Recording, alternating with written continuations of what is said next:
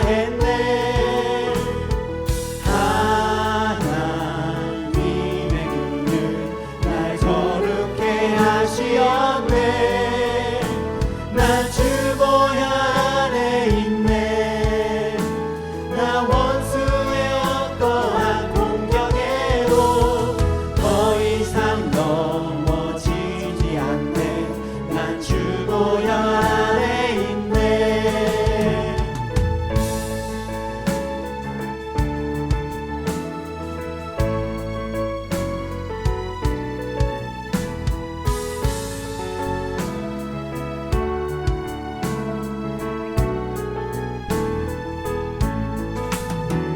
월처인 양의 피로 나의 삶의 문이 열렸네. 저 어둠의 권세는 힘이 없네.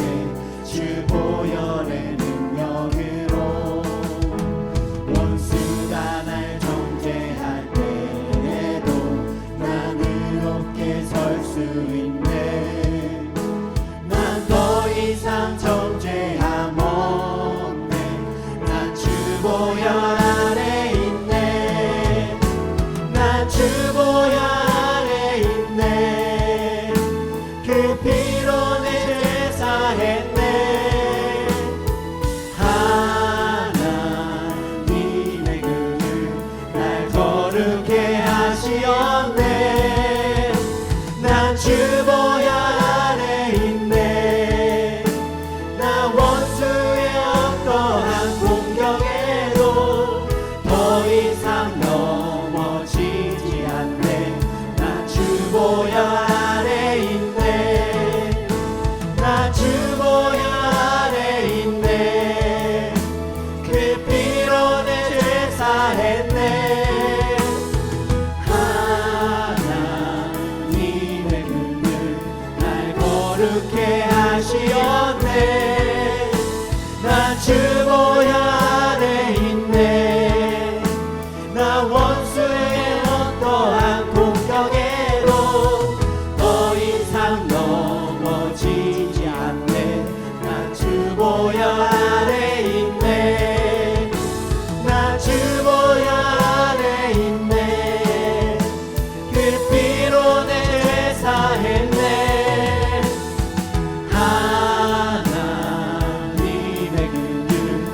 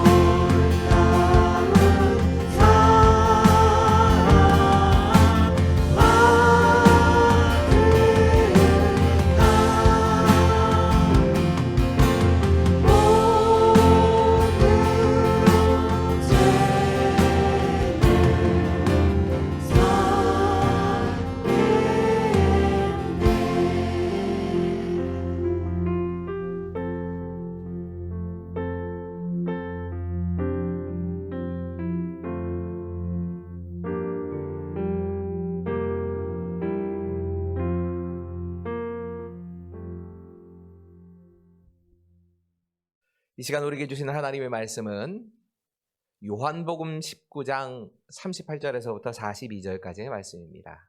요한복음 19장 38절에서부터 42절까지의 말씀, 우리 함께 이 말씀을 함께 읽도록 하겠습니다. 그렇게 길지 않기 때문에 함께 읽겠습니다. 시작. 아리마대 사람 요셉은 예수의 제자이나 유대인이 두려워 그것을 숨기더니 2일 후에 빌라도에게 예수의 시체를 가져가기를 구하매 빌라도가 허락하는지라. 이에 가서 예수의 시체를 가져가니라. 일찍이 예수께 밤에 찾아왔던 니고데모도 모략과 침향 섞은 100리트라쯤 가지고 온지라. 이에 예수의 시체를 가져다가 유대인의 장례법대로 그 향품과 함께 세마포로 쌌더라. 예수께서 십자가에 못 박히신 곳에 동산이 있고 동산 안에 아직 사람을 장사한 일이 없는 새 무덤이 있는지라. 이 날은 유대인의 준비일이요 또 무덤이 가까운 고로 예수를 거기에 두니라. 아멘. 일반적으로 사람은 오래 살기를, 건강하게 오래 살기를 원합니다. 특별히 권력을 가지고 있는 사람들은 이 건강하게 오래 사는 것을 넘어서 영원하게 살기를 원했던 것을 역사가 증명해 줍니다. 진시황이 이 삼신산, 아마도 제주도로 추정이 되는데, 삼신산에 동남 동료 500명을 보내서 불로초를 구하게 했다, 불로장생의 약을 구하게 했다는 이야기나, 이집트의 왕들이 특별한 약품을 사용해서 미라를 만들었던 건 그들이 영원히 살고 싶었기 때문일 겁니다. 스스로가 신이라고 불리고 또 자신이 영원한 삶을 추구하면서 죽었다고 하는 것을 가리려고 하는 시도를 세상의 권력자들이 했다는 얘기입니다. 하지만 미라가 되어서 이 피라미드의 한 구석에 잠들어 있을지 모르지만 이집트의 파라오들, 왕들 모두가 다 죽었다는 건 변하지 않습니다. 그러듯한 모양으로 피라미드를 지어놓고 사람들에게는 자신의 죽음을 숨겼을지는 모르지만 죽었다는 그 사실은 변함이 없습니다. 어떤 권력을 가진 사람도 죽음의 문제를 해결할 수 없었다는 얘기입니다. 종교도 마찬가지입니다. 세상의 많은 종교가 이 생명을 연장하고 영원한 생명을 얻는 것에 대해서 관심은 가졌는지 모르지만 이 문제를 해결한 종교는 없습니다. 기독교가 다른 점은, 기독교는 이 웅장한 무덤을 자랑하거나 화려한 장례식을 거행하거나 또 예수님의 무덤을 찾으려고 하지 않습니다. 왜냐하면 예수님은 거기 묻히지 않으셨기 때문입니다. 부활하셨고 이미 예수님이 없는 빈 무덤만 우리가 발견한다 할지라도 그 빈 무덤만 발견할 뿐입니다. 기독교가 다른 종교와 다른 가장 큰 차이점이 있다면 우리는 부활을 믿는다고 하는 것입니다. 오늘 순서에 따르자면 우리는 이 부활의 메시지를 들어야 될 차례입니다. 이 부활하심에 대한 메시지, 더 적절하게 전해야 될 순간이 언젠가를 생각해 보니까 이건 부활주일이겠습니다.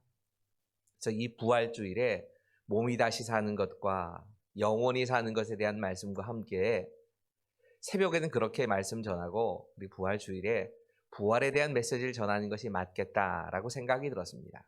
그래서 이 십자가와 부활 사이에 우리가 자세히 보지 않으면 그냥 넘어가기 쉬운 한 가지 중요한, 우리가 생각하기에는 별로 중요해 보이지 않는 우리의 고백 한 가지를 묵상해 보려고 합니다. 그것은 장사된 지 사흘 만에 라는 말씀입니다. 여러분이 장사된 지 사흘 만에 라고 하는 말씀이 별로 중요해 보이지는 않습니다, 사실. 그런데 이 가운데는 우리가 구원에 대해서 묵상할 때 꼭 필요한 중요한 메시지가 담겨 있습니다. 그 첫 번째 메시지입니다. 같이 읽겠습니다. 시작. 십자가와 부활은 하나님의 계획을 따라 역사 속에 이루어진 사실입니다. 여러분, 성경은 예수님께서 십자가에 죽으셨다는 것과 더불어서 장사된 지 사흘이라고 하는 이 말씀을 굉장히 강조하고 있습니다. 예수님의 살아생전의 이 행적과 예수님의 십자가와 부활을 기록하고 있는 모든 성경이 다 예수님의 장사되심에 대해서 다 기록하고 있습니다. 어찌 생각하면 우리는 장례 절차다라고밖에 생각되지 않는 이 장사되심에 대해서 성경이 강조하고 있다면 이 안에는 분명한 의미가 담겨 있는 겁니다. 이 장례 절차에 등장하는 이름들이 그래서 중요합니다. 이 장례 절차, 장사에 등장하는 이름들은 당시의 사람들이라면 누구나 알만한 유명한 사람들의 이름이 계속 등장합니다. 본디오 빌라도라고 하는 이름이 이 장례 절차에도 등장합니다. 그리고 당시 사람들이라면 누구나 알만한 아리마대 요셉과 니고데모라고 하는 사람이 등장해서 이들이 이 장례 절차에 어떤 역할을 했는가 하는 것을 분명하게 보여주고 있습니다. 이 말씀은 예수님의 십자가가 분명한 사실이었다는 겁니다. 누구라도 부인할 수 없는 당시의 유명한 사람들이 다 그 일에 참여해서 이 장례 절차를 진행했을 만큼 예수님의 죽음은 분명한 사실이었다는 겁니다. 먼저 등장하는 사람은 38절에 아리마대 요셉입니다. 우리 함께 38절의 말씀을 함께 읽습니다. 시작. 아리마대 사람 요셉은 예수의 제자이나 유대인이 두려워 그것을 숨기더니 2일 후에 빌라도에게 예수의 시체를 가져가기를 구하매 빌라도가 허락하는지라 이에 가서 예수의 시체를 가져가니라. 이 아리마대 요셉의 이야기는 요한복음과 누가복음, 마가복음, 마태복음에 다 기록이 됩니다. 누가복음은 구체적으로 그가 산헤드린이라고 불렸던 당시의 공의회의 의원이었고 선하고 의로운 사람이었으며 하나님 나라를 기다리던 사람이었다. 이렇게 말씀합니다. 마가복음도 그가 의로운 사람, 하나님 나라를 기다리던 공의회의 의원이다 라고 하는 이야기를 강조해서 이야기하고 있습니다. 특별히 누가복음 같은 경우에는 예수님을 십자가에 못 박으라고 하는 결의를 할 때에 반대편에 섰던 사람으로 아리마대 요셉을 분명히 기록합니다. 마태복음도 아리마대 사람 요셉이 부자였고 그도 역시 예수님 제자다라고 기록하고 있습니다.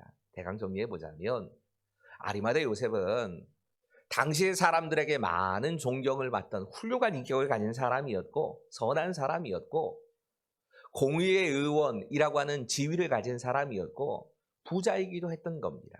그런데 당시의 모든 사람들이 예수님을 핍박하는 그런 현장에서 예수님을 보호하려고 자기 나름대로 가지고 있는 힘을 사용하려고 했던 사람이기도 하고 그렇지만 예수의 제자라고 하는 것을 드러내지는 않았던 사람인 겁니다.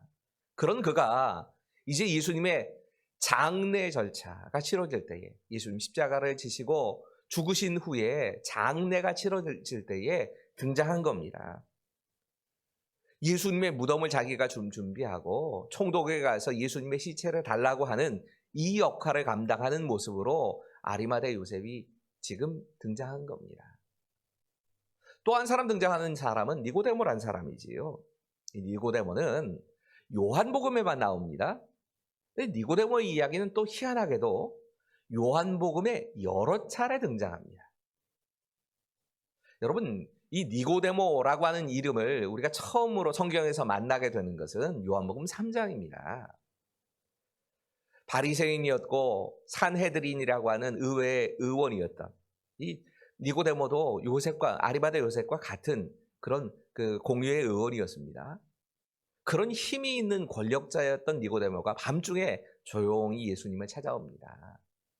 여러분, 이 산헤드린 의회라고 하는 것이 우리로 생각하자면 입법부에 해당되는 국회의원이라고 말을 할 수도 있고 사법부에 해당되는 대법관의 역할을 한다고도 말할 수가 있습니다. 그런 지위를 가졌던 정말 몇 안 되는 학식이 있는 바리새인 가운데 한 사람인 니고데모가 예수님을 조용히 다른 사람에게 알리고 싶지 않아 조용히 찾아와서 질문한 건 그겁니다. 어떻게 해야 영생을 얻습니까? 어떻게 해야 내가 하나님 나라에 들어갈 수 있습니까? 그때 예수님이 거듭남에 대해서 말씀하십니다. 니고데모는 이해를 못했습니다. 어머니가 벌써 돌아가셨다면 어머니의 태가 다쳤는데 내가 다시 어머니의 뱃속에 들어갔다가 다시 태어난다는 게 가능한 얘기냐고 오히려 질문을 합니다. 그러자 예수님이 거듭남에 대한 말씀을 쭉 해주십니다. 거듭남이란 것이 어떤 의미다라고 말씀하시고 우리가 잘 아는 너무나 유명한 성경 전체의 가장 중요한 말씀이라고 하는 요한복음 3장 16절이 이 니고데모와의 대화에서 등장한 겁니다. 우리 함께 읽겠습니다. 시작. 하나님이 세상을 이처럼 사랑하사 독생자를 주셨으니 이는 그를 믿는 자마다 멸망하지 않고 영생을 얻게 하려 하시니라. 그 말씀을 듣고 그가 곧바로 예수님의 제자가 됐다, 이렇게 말씀하진 않습니다. 그는 근심하며 떠나갑니다. 그런데 요한복음 7장에 다시 한번 니고데모가 등장할 때는 조금 다른 모습이 나타납니다. 당시에 힘 있는 사람들이 예수님을 붙잡아다 죽이려고 합니다. 그때 니고데모가 적극적으로 예수님의 편에 섭니다. 예수님을 변호하는 겁니다. 그런 니고데모가 지금 예수님의 장례 절차에 또 한 번 등장한 겁니다. 오늘 본문의 말씀 39절 같이 읽습니다. 시작. 일찍이 예수께 밤에 찾아왔던 니고데모도 모략과 침향 섞은 것을 100리트라쯤 가지고 온지라. 이 니고데모는 모략과 침향을 섞은 것을 가지고 와서 예수님의 몸에 시신에 발라드린 겁니다. 여러분, 모략이라고 하는 건 당시에는 아주 비싼 향품이었던 게 분명합니다. 요즘이야 어떤지 모르겠지만 동방 박사들이 예수님께 드렸던 예물 가운데도 이 모략이 들어있을 만큼 참 귀한 예물이었을 겁니다. 침향이라고 하는 것도 이 향품의 일종인데 유대 사람들이 주로 장례에 시체에 바르는 용도로 침향을 사용했다고 합니다. 이것도 귀한 물건인 건 분명합니다. 이 모략과 침향을 섞은 것을 100리트라쯤 가져왔다 말씀합니다. 다른 성경을 보면 이 100리트라를 100근쯤, 그리고 또 현대인의 성경 같은 경우에는 33kg을 가져왔다고 말씀합니다. 굉장히 많이 가져온 거지요. 뭐 대강 아마 그쯤 가져온 모양입니다. 그런데 생각을 해본다면 이 니고데모나 아리마대 요셉이 하나님께서 예수님의 장례를 위해서 준비하신 사람들이다, 우리 이렇게밖에 얘기를 할 수가 없습니다. 여러분, 이 두 사람이 십자가에 못 박혀 죽으신 예수님의 시신을 가져다가 정성껏 세마포에 싸고 무덤에 안치시킨 겁니다. 원래 십자가의 형벌을 받게 되어지는 죄수는 그 시체를 안치하지 않습니다. 장례 절차를 치르지 않습니다. 그냥 십자가에 내버려 둡니다. 그래서 들짐승들이나 새가 와서 그 시신을 다 쪼아 먹어서 그 시체가 사라질 때까지 그냥 매달아 둡니다. 그런데 이 아리마대 요셉과 니고데모가 예수님의 시신을 가져다가 장례 절차를 치른 겁니다. 여러분, 이 사람들이 하나님께서 준비시키신 사람들이 아니었다면 이 일은 일어날 수가 없습니다. 아리마대 요셉이 빌라도에게 가서 예수님의 시신을 가져다가 장례 절차를 치르겠다라고 하는 말씀을 이 다른 성경들이 기록합니다. 이게 얼마나 위험한 일인지 모릅니다. 십자가의 형벌이 정치범이 당하는 형틀이었기 때문에 그와 관련이 있는 사람들은 언제든지 한패로 몰려서 죽임을 당할 수 있는 상황이었습니다. 그런데 아리마대 요셉은 아주 당당하게 이걸 요구합니다. 마가복음 15장 43절이 이 아리마대 요셉에 대한 평가를 이렇게 얘기합니다. 아리마대 사람 요셉이 와서 당돌히 빌라도에게 들어가 예수의 시체를 달라 하니, 당돌하게, 이 말은 용감하게, 담대하게란 말입니다. 그만큼 위험을 감수한 일이었다는 겁니다. 근데 왜 아리마대 요셉에게 빌라도가 예수님의 시체를 주었느냐? 여러분 생각해 본다면, 규정을 특별히 따지는 사람이었다면, 규정대로라면 예수의 시체를 장사진에게 줄 수 없다. 그냥 그 들짐승이나 새가 와서 쪼아먹도록 가만 내버려둬라, 이렇게 말할 수도 있을 겁니다. 또 이거 의심스러운데 저놈 잡아다 가둬라, 이렇게 말할 수도 있을 것 같은데, 아리마대 요셉은 그럴 수가 없는 사람이었습니다. 그는 빌라도에 비하자면 권력이 그렇게 대단한 건 아니었겠지만, 그래도 무시할 수 없을 유대의 의회인 사내들인 의회, 대법관에 해당되는 그 일까지 감당하는 제법 힘이 있는 사람입니다. 게다가 그 사람은 백성들에게 존경을 받는 사람이었고, 그 말에 대해서 그냥 함부로 무시할 수 없는 그런 사람이 와서 예수님 시체를 달라고 하는 겁니다. 그냥 줄 수 없었기 때문에 빌라도가 예수님이 진짜 돌아가셨는지에서 그의 수화를 시켜서 확인까지 합니다. 그래서 예수님의 옆구리에 창을 찔러서 피와 물이 다 쏟아지는 것을 경험하게 되는 겁니다. 예수님이 확실하게 죽으셨다고 하는 걸 그렇게 확인을 한 겁니다. 그 후에 시체를 내어주는 겁니다. 여러분, 예수님이 장사되신 것은 이렇게 역사 속에 실제로 있었던 사람들에 의해서 예수님의 장례가 진행이 된 겁니다. 하나님께서 이때를 위해서 준비하신 그 사람들에 의해서 그 일들이 진행이 된 겁니다. 어떻게 생각하면 우리 인생의 어느 순간인가 하나님께서 우리에게 맡기실 일들이 있을 겁니다. 우리를 이 땅에 보내신 건 그 준비한 그 일을 감당하라고 우리를 보내신 걸 겁니다. 그 순간이 있다는 걸 이 아리마대 요셉과 니고데모를 통해서도 배워야 하는 겁니다. 하지만 동시에 또 한 가지, 예수님께서 우리를 구원하시기 위해서 이 땅에 오셔서 고난당하시고 십자가에 죽으시고 장사되시고 부활하시고 하는 그 모든 일들, 이 모든 일들이 하나님께서 미리 다 계획을 하시고 진행하신 일이라는 것. 선지자들을 통해서 이미 모두 미리 예언하신 일이 이루어졌다고 하는 것을 이 말씀이 증거하고 있는 겁니다. 여러분, 우리도 알지요. 어떤 일이 우연히 그냥 진행이 되다 보니까 이렇게 되었다 하는 것과 내가 미리 치밀하게 잘 계획을 세워서 그 계획한 대로 어떤 일을 이룬다 하는 건 다른 겁니다. 성경은 우리를 구원하시는, 예수님을 통하여서 우리를 구원하신 그 모든 일들이 선지자들을 통해서 이미 다 예언이 되어진 그 일들, 너무 중요한 일이기 때문에 다 예언하시고 그 예언하신 일들이 준비된 사람들에 대해서 하나하나 착착 진행된 일이라고 말씀하고 있는 겁니다. 예수님의 장사되심은 우리를 구원하시기 위해서 필요한 모든 일들, 그 일들이 정확하게 실행되었다, 이것을 알려주고 있는 것입니다. 이 예수님의 장사되심을 통해서 우리가 찾아봐야 될 두 번째 메시지가 있습니다. 같이 읽겠습니다. 시작. 예수님께서 무덤의 장사가 되셨다는 것은 예수님의 죽으심과 또 부활하심이 사실인 것을 보여주는 중요한 역할을 합니다.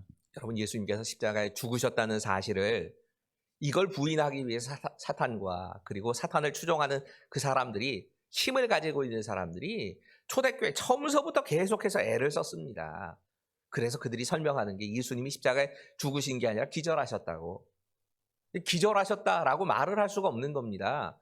총독인 빌라도에 의해서 예수님이 죽으셨다고 하는 것을 확인까지 했습니다. 그 옆구리에 이 창을 찔러서 그 몸 안에서 물과 피가 다 쏟아지는 것을 경험을 다 했습니다. 어떤 사람들은 다른 사람들이 죽었다고 얘기합니다. 다른 사람들이 죽었는데 총독에게, 그 막강한 권력을 가지고 있는 총독에게 가짜 보고를 했다고요? 말도 안 되는 소리입니다. 여러분, 성경은 계속해서 예수님의 죽으심이 확실한 사실이었다는 사실을 계속 증거하는 겁니다. 그래서 십자가에 대한 이야기가 그렇게 길게 나오는 겁니다. 예수님이 십자가에 운명하시고 나서 누가복음 15장 39절에는 이 십자가형을 직접 집행했던 백부장이 예수님에 대해서 고백하지요. 저 사람은 진짜 하나님의 아들이셨다. 물론 그 예수님의 십자가의 죽으심을 보고 백부장이 감동을 받았다라는 뜻도 될 겁니다.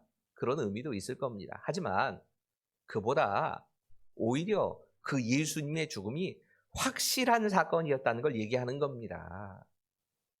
네 복음서가 모두 다 예수님의 죽으심에 대해서 생생하게 아주 구체적으로 증거하고 있습니다. 예수님의 죽으심은 진짜였다는 겁니다.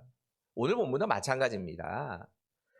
당시 유명한 권력자였던 본디오 빌라도가 여기에 개입되어 있고, 존경받는 공의의 의원인 아리마대 요셉이나 니고데모가 이 장사 지낸 일을 다 진행을 했다는 겁니다. 확실하게 죽으셨고 확실하게 장사 지낸 바 되셨다라고 증거해 주는 겁니다. 그런데 이 장사 지냄이 죽으심에 대해서만 확실히 증거하는 것이 아니라 부활의 증거 가운데 하나가 되기도 했습니다.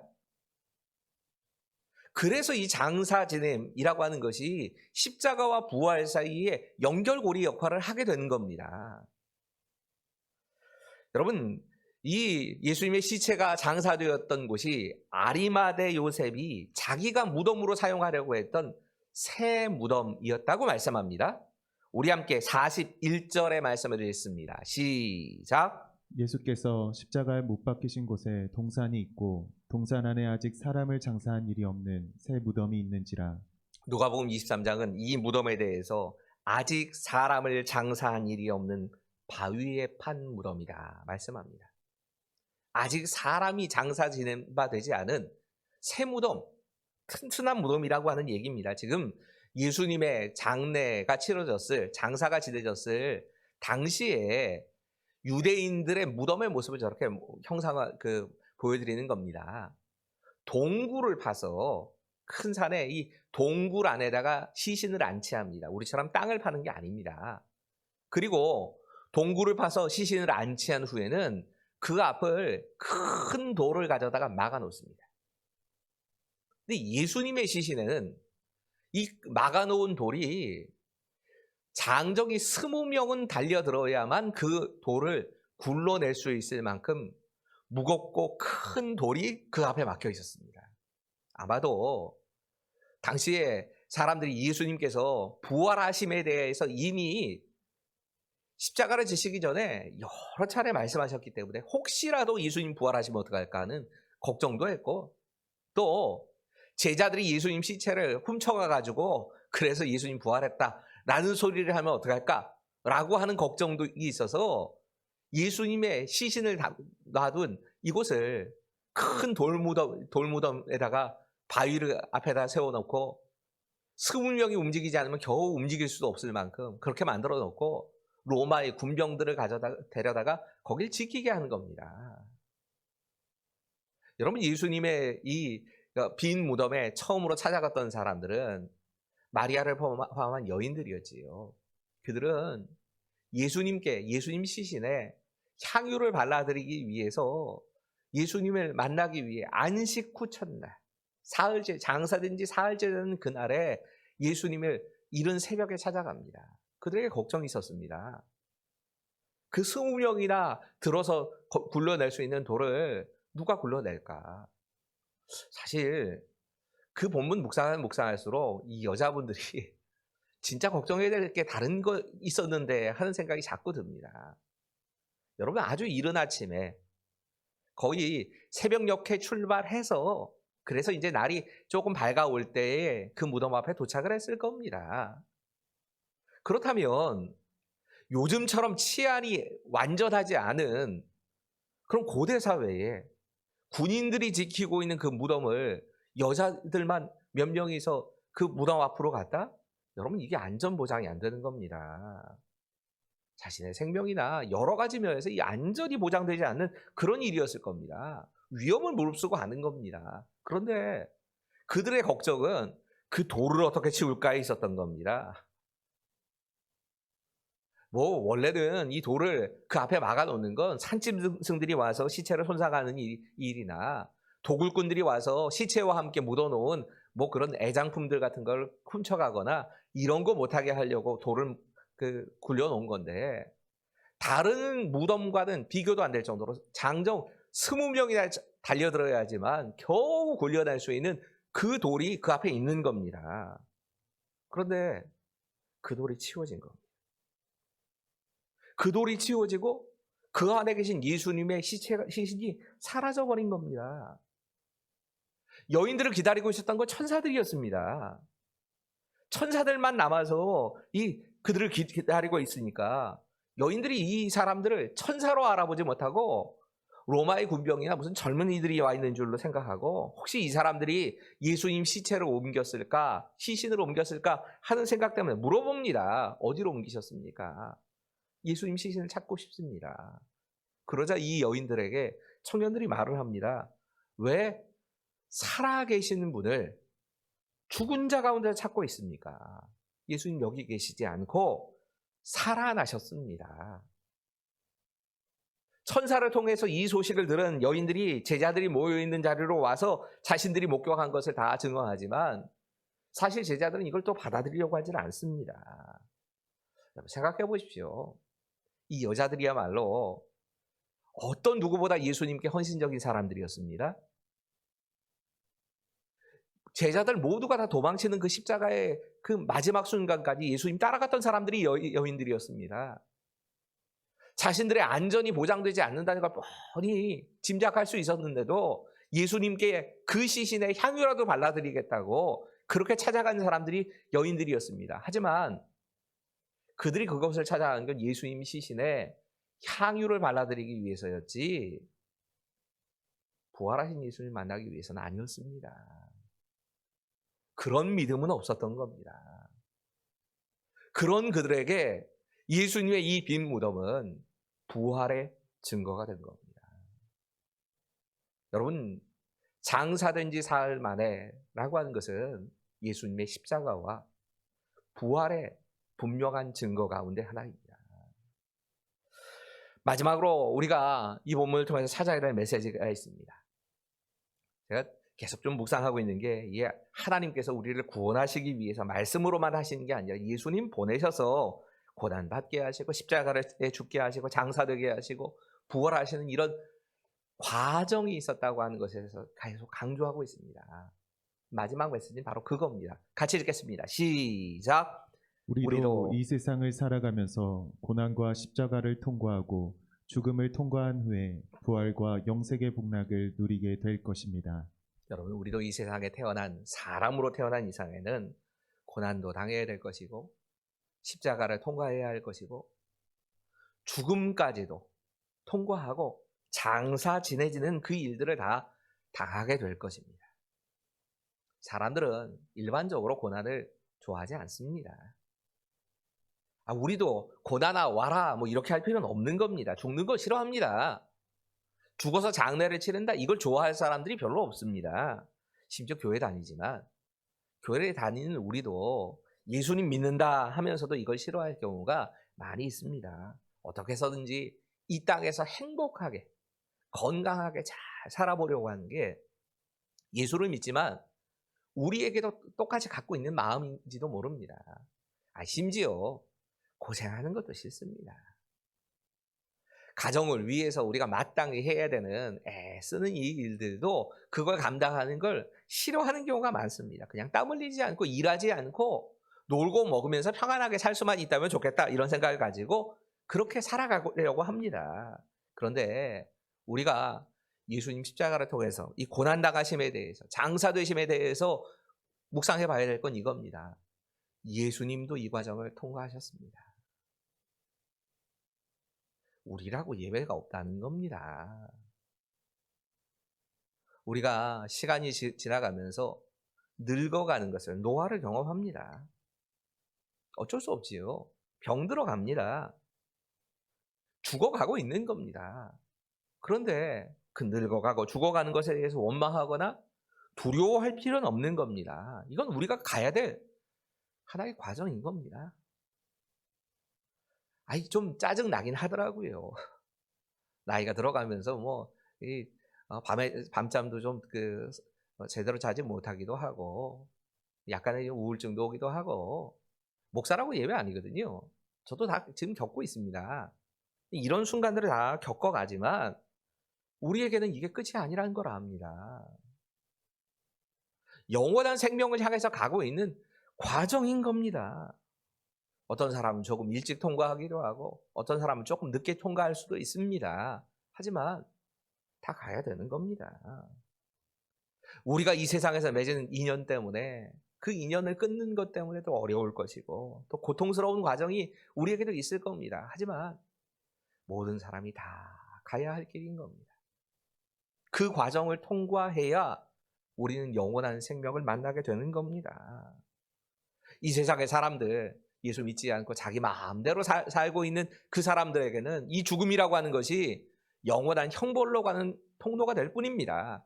그렇기 때문에 악착같이 이 죽음을 맞이하지 않기 위해서 애를 쓸 겁니다. 당연한 거지요. 별의별 노력을 다 합니다. 몸부림을 칩니다. 할 짓 못할 짓 다 해가면서 자신의 생명을 조금이라도 연장시키고 싶어 합니다. 예수 믿는 우리에게는 죽음이 형벌을 향해 가는 통로가 아닙니다. 영광으로 들어가는 문입니다.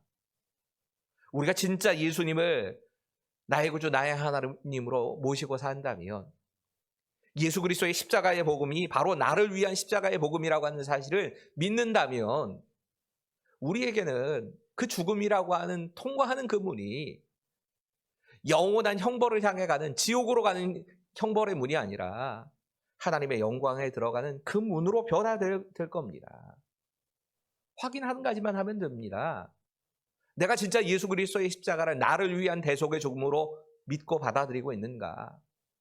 예수님의 부활에 대해서 내가 나를 위한 부활이었음을 믿음으로 받아들이고 있는가? 이거 확실하면, 그 예수님을 내가 영접했다면 우리에게는 영광의 문일 뿐입니다. 전 이화여대의 총장이었던 김한란 박사가 자신의 죽음을 앞두고 제자들에게 이렇게 유언을 남겼다고 하지요. 워낙 유명한 이야기 아닙니까? 내가 죽거든 장송곡을 틀지 말고 찬송가, 환희의 송가와 할렐루야 찬송가를 내 장례식장에서 틀어달라. 내 인생이 죽음으로 끝나는 것이 아니니까 나는 천국에 입성하는, 통과하는 그런 새로운 출발을 하는 건데 장송곡 틀지 말아라. 장례식에 오는 모든 사람들에게 조문객이 아니라 천국 환송객으로 옷을 입고 와달라고 부탁을 해라. 조복을 입지 말고 모두가 천국의 백성이라는 것을 환영하는 화려한 예복을 입어달라고 요청을 합니다. 실제로 그렇게 됐습니다. 이 유언대로 장례식에 참여하는 사람들이 무슨 검은 넥타이나 이런 복장으로 참여하는 게 아니라 진짜 기쁨으로 김한란 박사가 천국의 들어가는 환송식이라고 하는 의미로 장례식이 치러졌다고 합니다. 여러분, 죽음은 과정입니다. 이것이 끝이 아닙니다. 영원한 생명으로 나아가게 하는 하나님의 통과점일 뿐입니다. 우리가 이 죽음에 대해서 준비되어 있다면, 다시 말씀드리지요, 예수 그리스도를 나의 삶의 주인과 구세주로 영접하고 모시고 살고 있다면 죽음은 영광으로 들어가는 문이 될 뿐입니다. 여러분, 예수님의 죽으심은 역사 속에 일어났던 분명한 사건입니다. 예수님의 장사되심도 분명히 역사 속에서 이루어진 일이었습니다. 하나님께서 미리 계획하시고 준비하신 사람들, 그 사람들을 통해서 하나님의 역사가 정확하게 이루어졌다는 것을 보여주는 것이 장사를 통해서도 나타나게 된 겁니다. 예수님의 십자가를 통해서 십자가의 죽으심과 부활하심을 우리가 믿게 된다면 우리의 몸은 죽어서 장사되는 것으로 육신은 끝이 날지 모르지만 우리의 영혼은 부활과 영원한 영생의 소망을 가지고 살 수 있게 하시는, 그것을 예수님의 장사되심을 통해서 알려주시는 겁니다. 여러분, 이 장사되심은 우리에게 예수님의 십자가가 분명히 일어난 역사적인 사건이고, 그분의 부활하심도 우리의 삶의 이 역사 속에서 분명히 일어난 사실이라고 하는 것을 증거하는 또 하나의 증거입니다. 기도하겠습니다. 하나님, 우리 주님께서 장사되심을 통하여 우리에게 알려주신 이 메시지가 우리의 삶에도 그대로 적용되며 살게 하여 주시옵소서. 우리 주님께서 단순히 십자가에 죽으신 것으로만 끝난 것이 아니라 그 장례의 절차에 역사적인 사람들 한 사람 한 사람, 하나님이 준비시키신 그 사람들을 통하여서 그 모든 일들이 이루어졌음을 보게 하여 주시고, 그만큼 하나님께서 우리의 구원이 이루어지는 그 모든 과정에 세심하게 간섭하고 계심을 바라보며 나의 구원에도 하나님께서 그렇게 역사하실 것을 믿고 감사하며 나아갈 수 있도록 주님 도와주시옵소서. 장사되심을 통하여서 예수님의 십자가와 부활이 확실한 진리라고 하는 사실을, 사실이라고 하는 것을 우리에게 보여주시는 것을 마음속에 새기게 하여 주시고, 이런 모든 과정을 통하여서 우리가 결국에는 영원한 생명에 이르게 되는 것을 다시 한번 믿음으로 고백하게 하여 주시옵소서. 지금 마치 죽음과도 같고 도저히 자신의 힘으로는 헤어나올 수 없는 고단에 통과하는 그 사망의 음침한 골짜기를 통과하는 모든 분들에게도 이것이 끝이 아니고 하나님께 나아가는 그 영광의 문을 통과하는 통로일 뿐임을 기억하게 하여 주시고, 그것에 넘어 있는 우리 주님께서 주시는 영원한 생명과 부활을 맛보고 그것을 고백하며 사는 하루가 될 수 있도록 주님 도와주실 것을 믿으며 예수님의 이름으로 감사하며 기도하옵나이다. 아멘. 우리 다 함께 말씀을 기억하시면서 함께 기도하기를 원합니다. 하나님께서 미리 계획하시고 일하신 구원의 사건을 기억하게 하여 주시옵소서.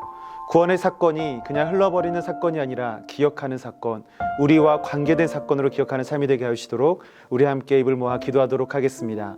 기도하시겠습니다. 사랑해 주님 감사합니다. 하나님, 우리를 위하여 미리 계획하시고 구원하신 그 사건과 그 역사하심을 우리가 바라봅니다. 하나님, 주님께서 우리를 구원하셨고 우리를 인도하여 주셨사오니 아버지 하나님, 우리가 구원의 사건에 우리가 기억하여 참여하는 우리 모두가 되도록 주님 인도하여 주시옵소서. 우리의 나약함을 아시고 정말 우리의 죄 가운데 우리의 삶이 버려서 나태해지고 무너져가는 삶이었지만 주께서 계획적인 그런 사건과 계획적인 인도하심으로 말미암아 아버지 하나님, 저희가 구원에 이룰 수 있었음을 고백합니다. 우리의 삶이 정말 주님께서 기뻐받으시는 구원을 누리는 삶이 되도록 인도하여 주시고 우리가 더 이상 죄 가운데 있어서 허우적거리는 그런 삶이 아니라 아버지 하나님께서 기뻐받으시는 그런 삶으로 나아갈 수 있는 귀한 저희가 되도록 인도하여 주옵소서. 아버지 하나님의 능력을 아버지 하나님 바라봅니다. 주께서 구원하여서 우리를 위하여 피 흘리시고 아버지 우리를 위하여 행하신 그 사역을 아버지 그 사건을 아버지 그 희생을 바라봅니다. 아버지 우리가 그것을 잊지 아니하고 우리가 날마다 기억하여 우리의 삶 속에 주께서 보혈의 능력을 주신 그것을 우리가 가슴 속에 숨기며 살아갈 수 있는 귀한 저희가 되도록 주님 인도하여 주옵소서. 우리의 나약함으로 인해서 무너져가지 않는 우리의 삶이 되도록 주님 인도하여 주시옵소서. 우리 다음으로 함께 기도하기를 소망합니다. 장사 되시고 부활하심으로 우리에게 소명의 삶을 살아가게 하신 주님의 뜻을 기억하는 삶이 되도록 내게 주신 정말 주님의 능력을 쫓아 살아갈 수 있는 그런 삶이 될 수 있도록 우리 함께 기도하기를 간절히 소망합니다. 주께서 맡겨주신 그 소명을 감당할 수 있는 힘과 능력 부어주시라고 우리 함께 입술을 모아 기도하도록 하겠습니다. 기도하시겠습니다. 사랑해 주님 감사합니다. 하나님, 주님께서 장사 되시고 또한 부활하시는 하나님, 우리에게 새로운 소명의 삶을 살아가게 해주시고 진심으로 감사드립니다. 주께서 우리에게 부활하시는 하나님, 소명의 삶을 허락하여 주시고 하나님께서 허락하여 주시고 우리에게 귀한 삶을 누리게 하시는 또한 주님의 귀한 은혜가 있습니다. 하나님께서 맡겨주신 이 삶을 우리가 헛되이 살지 않게 하여 주시고 주께서 맡겨주신 그 소명의 삶을 잘 누리며 살아내며 시원하게 살아갈 수 있는 저희가 될 수 있도록 인도하여 주시옵소서. 그 안에 담긴 주님의 뜻을 우리가 발견하게 하시고 그 뜻을 기억하며 그 뜻으로 살아가고자 하는 순간 우리가 저에게 주옵소서. 아버지 하나님께서 바라시는 삶대로 원하시는 삶대로 살아가고 우리가 살아나 오르나 떨어지지 아니하고 아버지 치우치지 아니하고 정말 주께서 기뻐하시는 삶을 나아갈 수 있는 귀한 저희 삶이 될 수 있도록 주님 인도하여 주시기를 간절히 소망하며 나아갑니다. 하나님께서 장사되시고 구원하신 모든 것을 주님의 선하신 섭리가 그 가운데 있을 수 있습니다. 아버지 하나님, 우리 가운데 그 능력과 그 아버지 하나님께서 필요하신 모든 것들을 우리가 허락하여 주시고 아버지 모든 섭리 가운데 우리가 주님의 귀한 능력을 선포하며 증언할 수 있는 귀한 삶으로 인도하여 주시옵소서. 다음으로 함께 기도하기를 소망합니다. 이 시간 고난 주간을 보내는 우리의 삶을 위하여 기도하기를 간절히 소망합니다. 주께서 순종으로서의 죽음을 택하시고 고난의 길로 걸어가신 예수님을 쫓아 내게 주신 자기 십자가를 지고 주님을 따라 걸어갈 수 있는 귀한 성도로서의 삶을 살아갈 수 있도록 인도하여 주시라고 우리 시간 함께 기도하기를 간절히 소망합니다. 이 시간 함께 기도하실 때 주님, 내 십자가를 놓치지 않는 그러한 힘, 그러한 능력 허락하여 주시옵소서. 우리 기도 제목을 놓고 함께 기도하도록 하겠습니다. 기도하시겠습니다. 사랑해 주님 감사합니다. 하나님, 우리가 지금 이 시간 고난 주간을 보내고 있습니다. 하나님, 순종으로서의 죽음을 택하시고 고난의 길로 걸어가시는 예수님을 쫓아 내게 주신 자기 십자가를 지고 쫓아가는 그런 삶으로 살아내기를 간절히 소망합니다. 주께서 내게 맡겨주신 그 삶의 능력을 아버지 기억하게 하여 주시고 아버지 하나님께서 내게 주신 그 십자가 우리가 너무나도 무겁고 기대져서 놓쳐버리는 것이 아니라 그 십자가를 짊어지고 주님을 쫓아 살아갈 수 있는 귀한 저희가 될 수 있도록 주님 인도하여 주시옵소서. 하나님, 주께서 짊어지고 가신 그 십자가를 아니라 저희 삶의 십자가는 너무나도 가벼운 것임을 고백합니다. 하나님, 주께서 정말 예수 그리스도를 통하여 우리에게 허락하시신 영생의 능력을 우리에게 나아갈 수 있도록 허락하시신 그 보혈의 능력을 우리가 기억하게 하여 주시고 정말 아버지 그 앞에 나의 삶을 맡겨드리며 나의 자기 십자가를 들어 주님을 쫓을 수 있는 끈질게 주님을 따라갈 수 있는 그런 끈질기가 그 인내의 삶을 인내의 아버지 믿음을 우리에게 허락하여 주시옵소서. 하나님께서 우리에게 허락하여 주시는 믿음을 쫓아 살아갈 때 아버지 하나님, 우리가 항상